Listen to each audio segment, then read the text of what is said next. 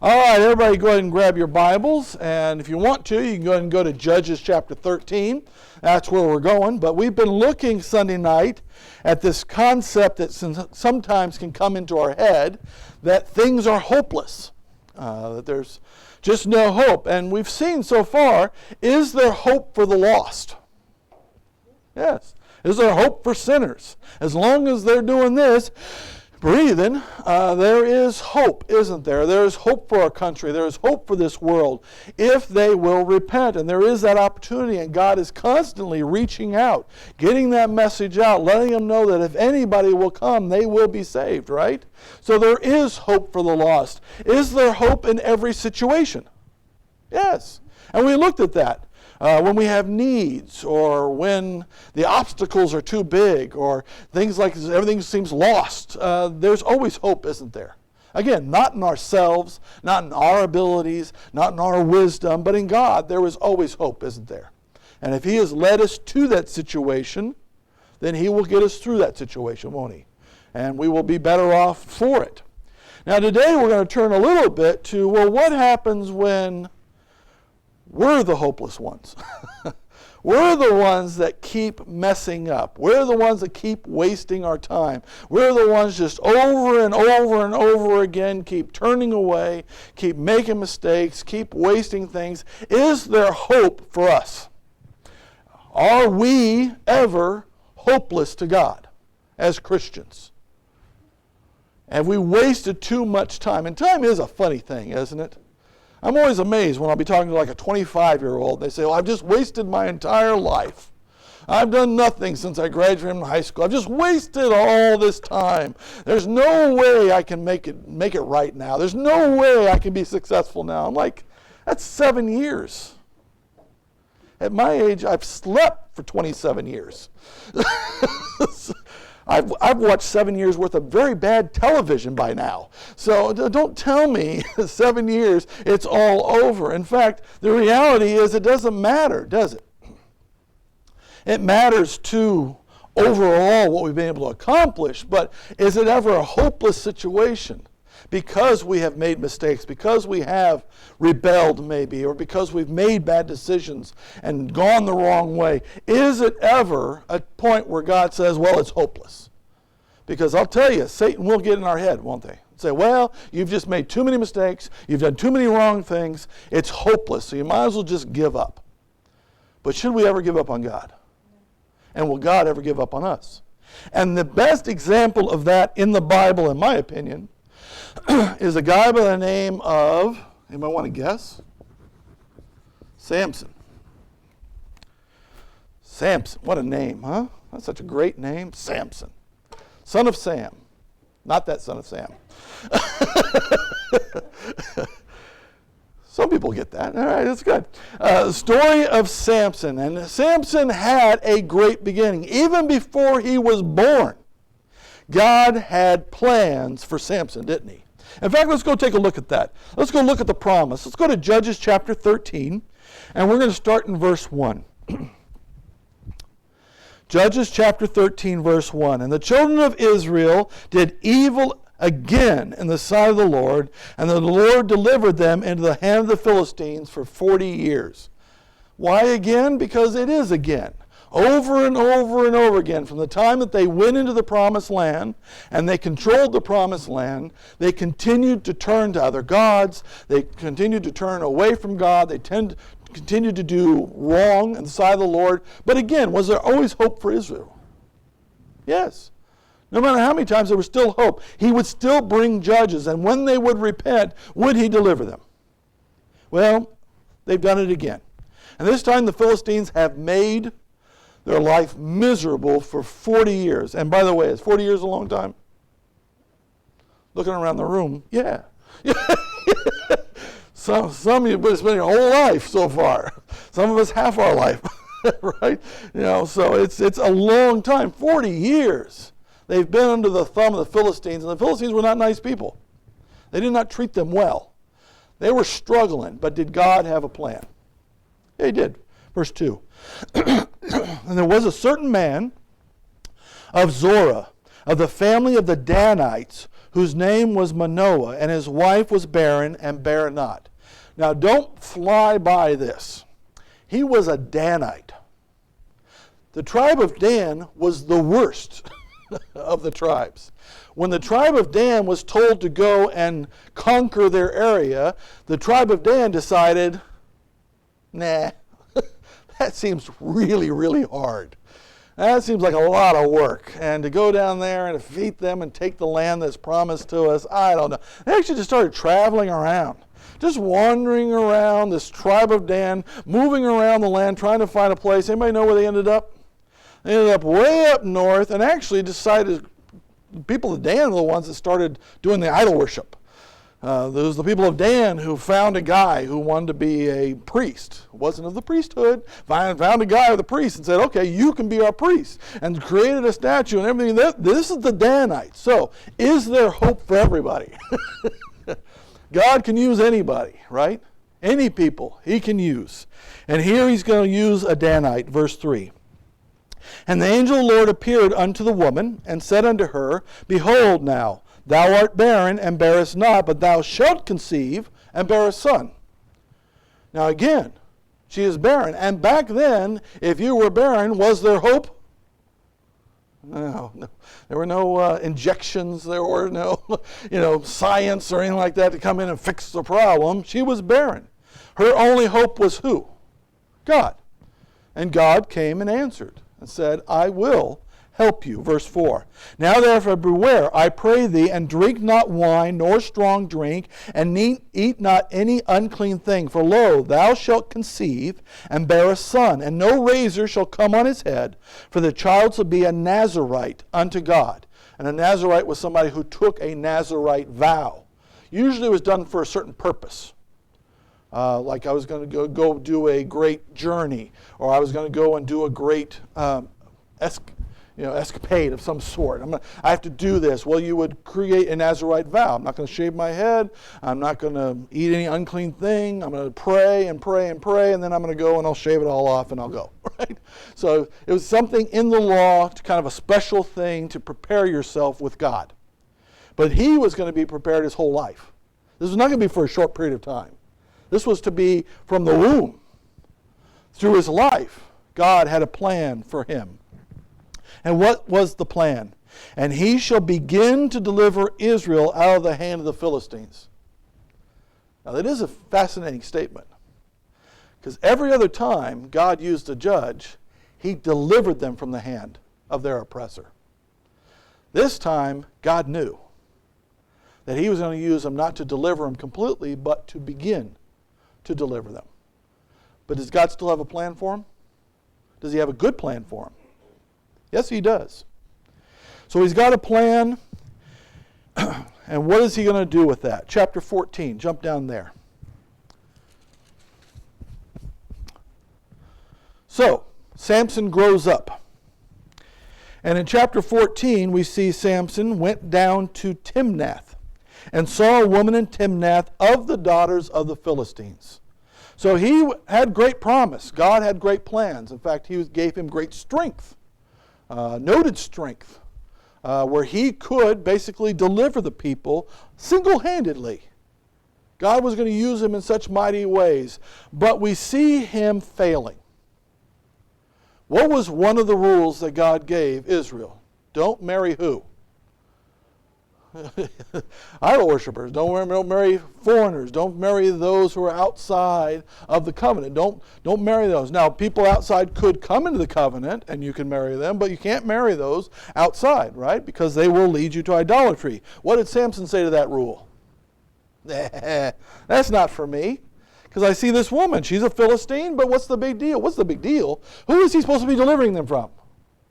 The Philistines. And he says, I'm going to marry into the Philistines. They're not bad people. Verse 2.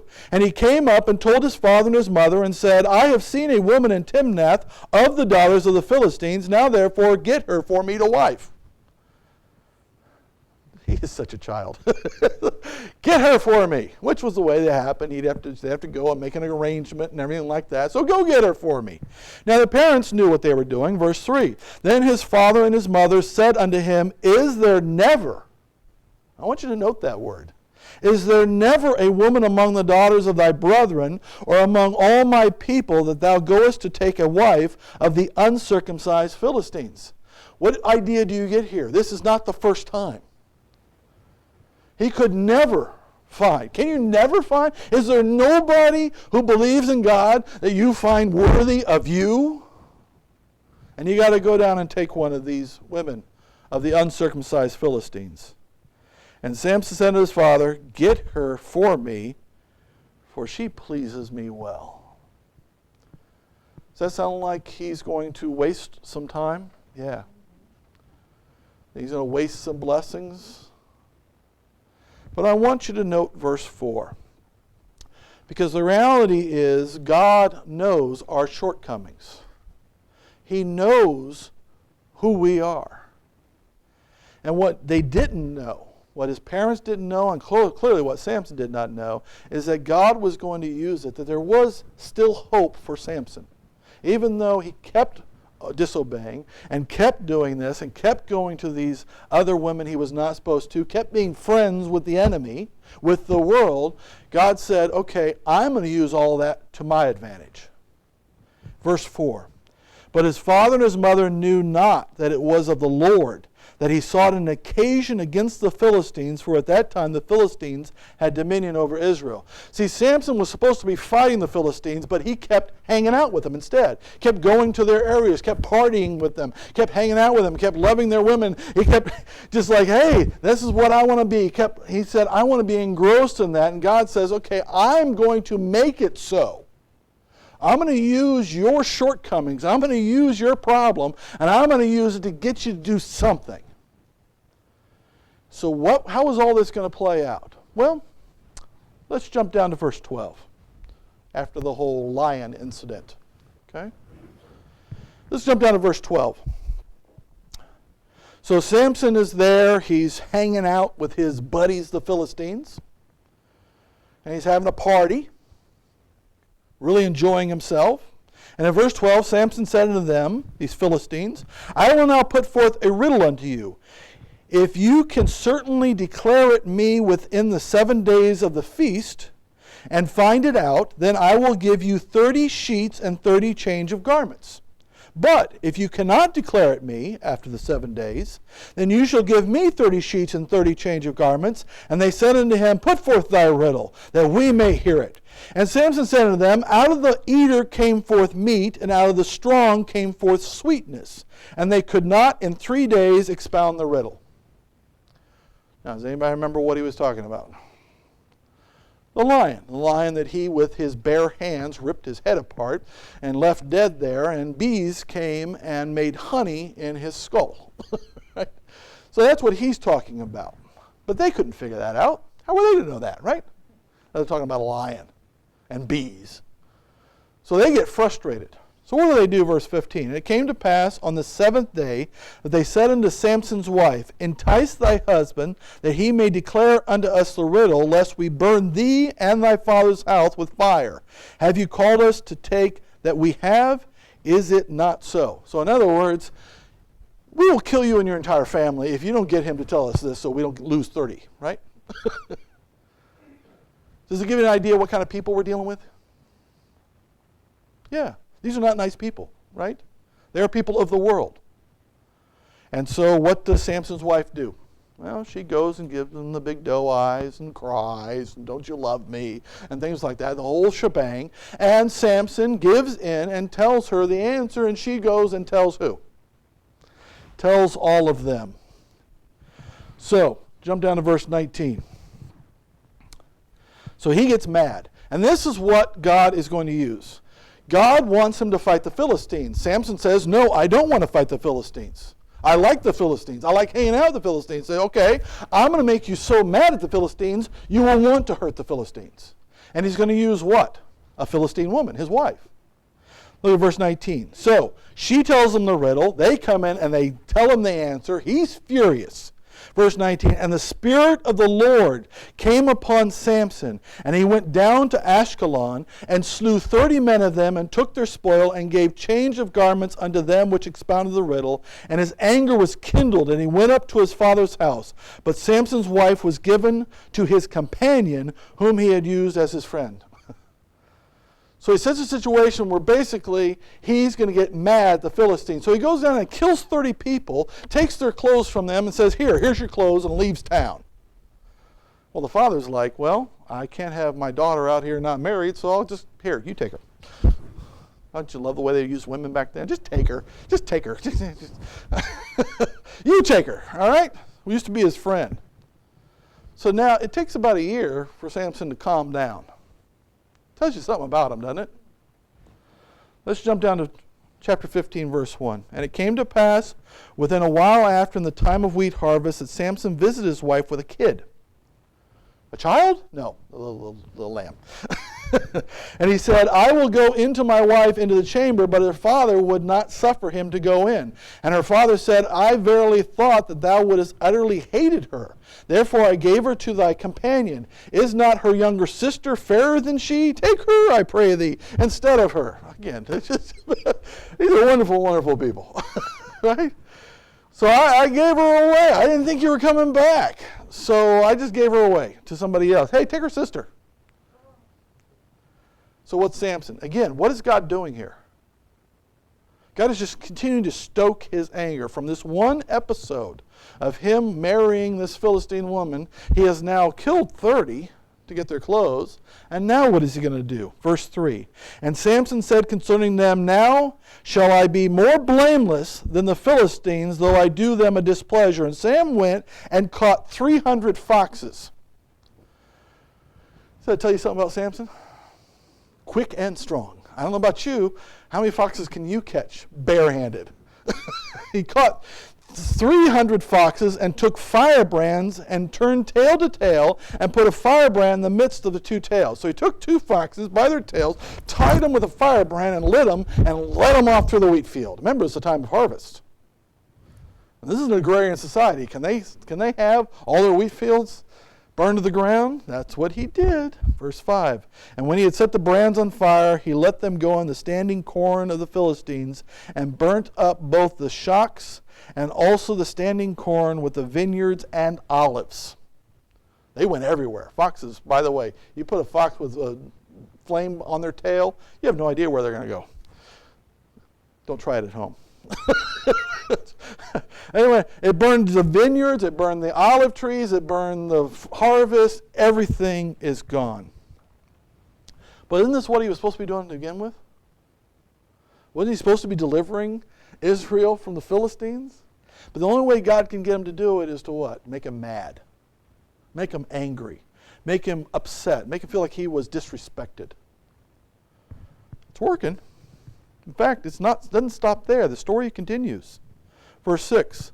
Then the Philistines said, who hath done this? And they answered, Samson, the son-in-law of the Timnite, because he hath taken his wife and given her to his companion. And the Philistines came up and burned her and her father with fire. Which, by the way, was what the Philistines were going to do to begin with. He didn't tell the story. So it's pretty awful. Now he's lost a wife. And now he's even more angry. And they're angry at him. In fact, they want to kill him. Verse 7. And Samson said unto them, though you have done this, yet will I be avenged of you, and after that I will cease. So, hey, I'm getting you for killing my wife and her father and burning him down. I will take a vengeance. And then it'll be done. But do you see he doesn't get it yet? Philistines are the what? Enemy. They're the enemy of his people. They have his people under their thumb. He is called by God from before his birth to come and deliver them from the Philistines. And he's saying, I'll just avenge what you have done to me, not to God, not to my people. I'll avenge what you did to me, and then I'll stop. So what happened next? Verse 8, and he smote them hip and thigh with a great slaughter, and he went down and dwelt on the top of the rock Edom. So he got back at them for what they had done, and he went down and he slaughtered them single-handedly. They all come at him. he slaughtered them. And then he went and sat on a rock. This will make a great movie. Wish somebody make a good movie of this. He just mopes. He's going to mope now. He's a moper. So what did the Philistines do? Verse 9. Then the Philistines went up and pitched in Judah and spread themselves in Lehi. So now they're coming after him, but they're coming after Judah too. They're coming after the Israelites now, aren't they? And they've brought their army against him to come and take him. And the men of Judah said, why are you come up against us? And they answered, to bind Samson are we come up, to do to him as he hath done to us. We're going to kill him. Give him to us, and you will be fine. And of course, what did the fine people of Judah say? Okay, take him. Again, you kind of see the relationship there too. Again, God had appointed him to deliver Judah, deliver Israel, deliver Dan, deliver the tribes from the Philistines, and the people of Israel are like, yeah, kill him. That's fine. We don't care. Verse 11, then 3,000 men of Judah went to the top of the rock Edom and said to Samson, knowest thou not that the Philistines are rulers over us? What is this that thou hast done unto us? And he said unto them, as they did unto me, so have I done unto them. Bad attitude all around, right? First of all, why did they bring 3,000 against him? Because he's strong. And they really don't know what he's going to do. Whose side is he on? Is he on God's side? You know whose side Samson is on? His own side. That's it. His entire life, he is on Samson's side. That's it. Verse 12. And they said unto him, we are come down to bind thee, that we may deliver thee into the hand of the Philistines. And Samson said unto them, swear unto me that you will not fall upon me yourselves. Tell you what, you don't kill me, take me. And they spake unto him, saying, no, but we will bind thee fast and deliver thee into their hand. But surely we will not kill you. And they bound him with 2 new cords and brought him up from the rock. And when he came unto Lehi, the Philistines shouted against him. And the Spirit of the Lord came upon him mightily. Again, who is giving him the strength to do what he's supposed to do? God is. Has God given up on Samson? Would you have given up on him by now? Judah seems to have given up on him, right? The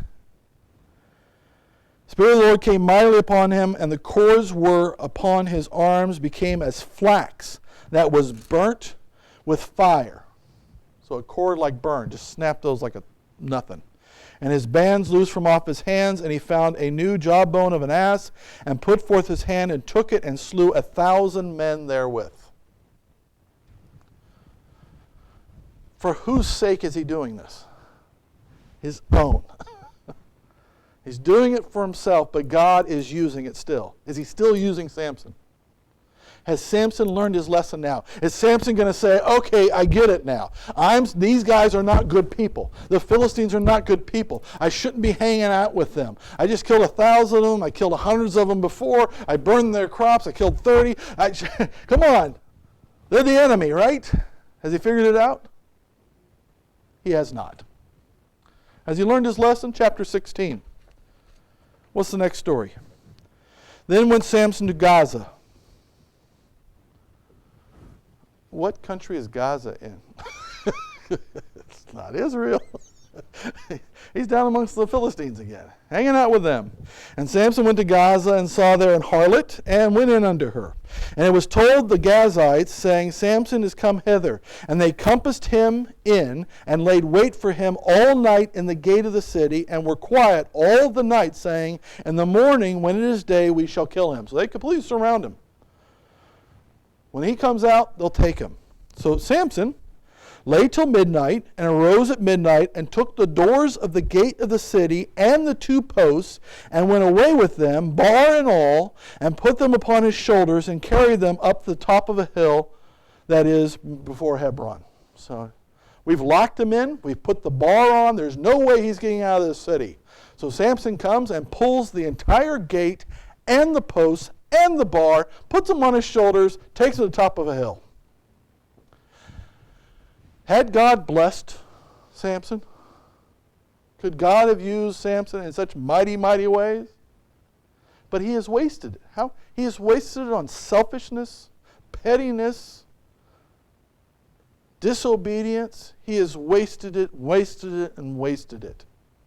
And does it stop there? His next stop is Delilah. A good Jewish girl. No. No. Has he learned his lesson from chapter 16, verses 1 through 3? No, because there's 16, verse 4.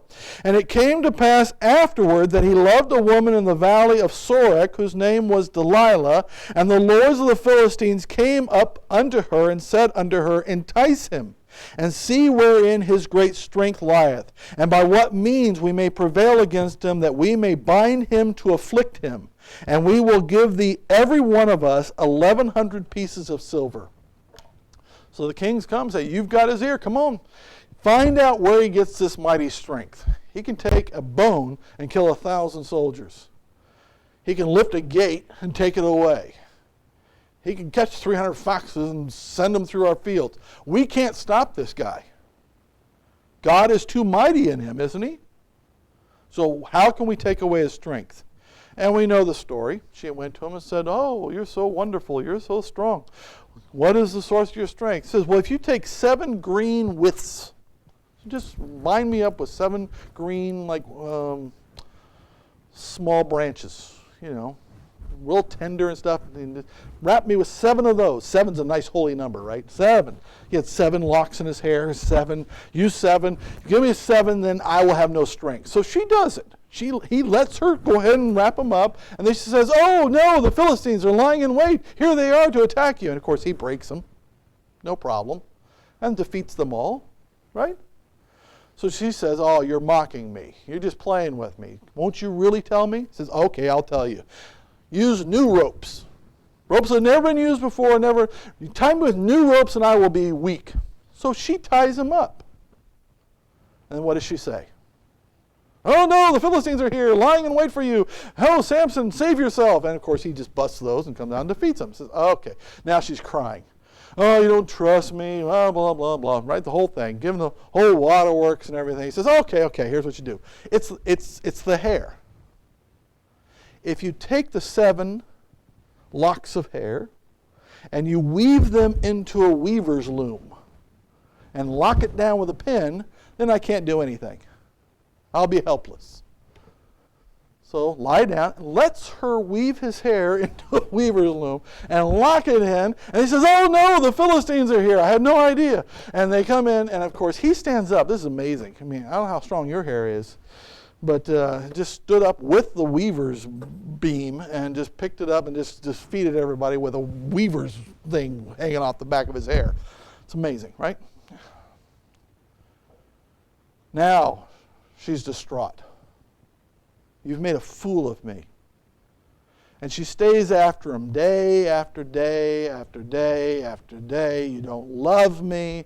You don't really trust me. Well, is he supposed to trust her at this point, by the way? I mean, he'd have to be a moron to trust her. But that is, she's still, waterworks and crying on day and night, bothering and bothering and bothering, until eventually he says what? It is my hair, not weave through a loom, but you cut it off and I will be weak. Now, I always wonder, did he really believe that or not? See, we sometimes when we're relying on the power of God, sometimes we start thinking, well, even if God's not with me, I'm still pretty strong, right? I can still do it, right? He says, no, a razor has never touched this hair. If you cut it off, I will be weak. So, lays his head down. He goes to sleep. She calls in somebody, a Philistine to come in, a man to come in and cut his hair off. And then she yells again, the Philistines are here. He thinks he's going to take them on, but this time what? He is weak. In fact, look at verse 17. Chapter 16, verse 17. They told it all his heart and said, there hath not come a razor upon mine head, for I have been a Nazarite unto God from my mother's womb. If I be shaven, then my strength will go from me, and I shall become weak and be like any other man. And when Delilah saw that he had told her all his heart, she sent and called for the lords of the Philistines, saying, come up this once, for he has showed me all his heart. Then the lords of the Philistines came up unto her and brought money in their hand. She knew this time. enough to call them, bring the money. And she made him sleep upon her knees, and she called for a man, and she caused him to shave off the 7 locks of his head. And she began to afflict him, with his strength went from him. She began to afflict him, and his strength went from him. She even tested him. She started hitting on him. Sounds like, I just want to make sure you got no power here, right? And she said, the Philistines be upon thee, Samson. And he woke of his sleep and said, I will go out as other times before and shake myself. I'll get rid of these flies. And he wist not that the Lord was departed from him. But the Philistines took him and put out his eyes and brought him down to Gaza and bound him with fetters of brass. And he did grind in the prison house. Are there consequences to wasting time? Is there a consequence to disobedience? But is there still hope? Can God still use Samson? So I'm not recommending wasting time. I'm not recommending that we go off and disobey because it doesn't matter. It matters, but what we're looking at today, is there still hope? And hope is found in verse 22. Howbeit the hair of his head began to grow again after he was shaven. The hair grew back. Now, was it magical hair? No. But as the hair grew, it was to remind him that what? His strength is not in his hair, but where? In God. And could God use him one last time? Was there still over? You could just say, hey, my eyes are out, I'm bound here, I'm in Gaza, I'm basically being used as a donkey to just push around a grind mill. I mean, it's over and just live out your days and forget it. No, that's not what he did, is it? This is why Samson's known as a man of faith, which is amazing, isn't it? After wasting all of that time, wasting all of that blessing, all that ability, everything he was supposed to do, and selfishness and stupidity, what happened? Verse 25. Chapter 16, verse 25. And it came to pass, when their hearts were merry, that they said, call on for Samson, that he may make us sport. So they're having a big party there in Gaza, along with their god, their idol, in the house there. So bring out Samson. We'll have some fun with him. This man of God, right? God of the Israelites. Oh, we'll make fun of him. And they called for Samson out of the prison house, and he made them sport, and they set him between the pillars. And Samson said unto the lad that held him by the hand, suffer me that I may feel the pillars whereupon the house standeth, that I may lean upon them. He has a plan. And that plan is, I'm going to lean on God one more time. So he says, I want you to set me right in the middle where the pillars are, the ones holding up this place, so I can lean on them. So I can lean on it a little bit. So the lad did it. Verse 27. Now the house was full of men and women, and all the lords of the Philistines were there. And there were upon the roof about 3,000 men and women that beheld while Samson made sport. All the rulers were there. All the priests were there. 3,000 people. Beside that, up on the roof, also looking down on him. And Samson did what he should have done from the very beginning. He called upon the Lord and said, O Lord God, remember me. Has he lost hope? No. He knows there's hope in God, right? And he called upon the Lord, and strengthen me, I pray thee, only this once, O God, that I may at once avenged of the Philistines for my 2 eyes. I still find it interesting that he's still concerned about what? What they took from me. But is there still hope? Can God still be there for him? Can God still strengthen him? Even though, look what he did. It's amazing what he did. How many mistakes did he make? How much did he just disobey? How much did he just disregard? How much time did he waste? He wasted his life. He could have been the greatest judge of them all. He's given more tools than anybody else. But he wasted it. But at this one time, he says what? Lord, strengthen me one more time. And Samson took hold of the two middle pillars upon which the house stood, and on which it was borne up, and on one with his right hand and the other with his left. And Samson said, "Let me die with the Philistines." And he bowed himself with all his might, and the house fell upon the lords and upon the people that were therein. So the dead which he slew at his death were more than they which he slew in his life. That's what he was supposed to do. Supposed to deliver them. But it took that. What can we learn from this? Is it a good thing to waste time? No. Is it a good thing to disobey and waste God's blessing? No. No, not at all. But is there always still hope, even though we have at times? Yeah. Can God still use us, no matter what we've done, if we will what? Turn to Him. Now I'm going to look at one more example, and this one's not nearly as involved. And we know this one. It's the prodigal son. Anybody know what prodigal means? Wasteful. It means wasteful. He's the wasteful son. In fact, let's go to Luke 15 real quick. We know the story, though.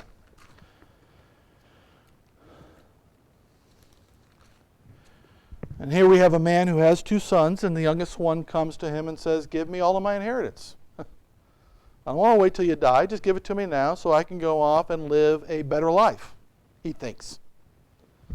So he takes his money, his father gives it to him, and he goes off into a land where his father is not known, and he wastes it all. Frivolous lifestyle. Wasting his inheritance, wasting the time he could have spent with his father, wasting time he could have spent with his brother, wasting a lot of the blessings, right? And where did he end up? When famine came in the land and all his money was gone, because when the money's gone, what else is gone? The friends are gone, the help is gone, he has no money, famine in the land, can't find a job, ends up slopping pigs. Again, I always think that's a nice little salt in the wound, right? A Jewish boy taking care of pigs. It's like, but what does he remember? Does he lose hope? To a certain extent, he does. He starts thinking, well, you know, I have no hope here. I can't go on this, but there is a little bit of hope. There is hope with my Father. Verse 17, chapter 15, verse 17 of Luke. And when he came to himself, he said, "How many hired servants of my father's have bread enough and to spare, and I perish with hunger? I will arise and go to my father, and will say unto him, Father, I have sinned against heaven and before thee, and am no more worthy to be called thy son. Make me one of thy hired servants." My hope is I will go there and he'll give me a job.